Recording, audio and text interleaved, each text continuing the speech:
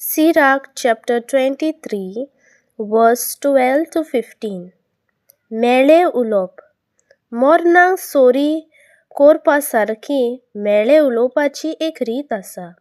ती रीत जाकोबाचे सोस्ती मोदें आसूंक दिवं नाका. भोगती मनीस पातकाच्या रेबांत लोळो ना. तसल्या स्वभावा परस ते पयस रावतले.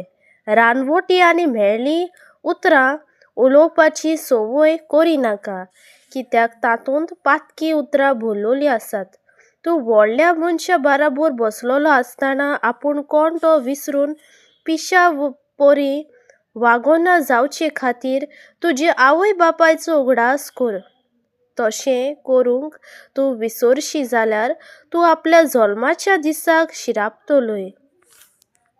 आनी त्या वेळार तुका आपूण जल्मोकूच नासलोलो जाल्यार अदीक बरें आसलें अशें तुका दिसतलें.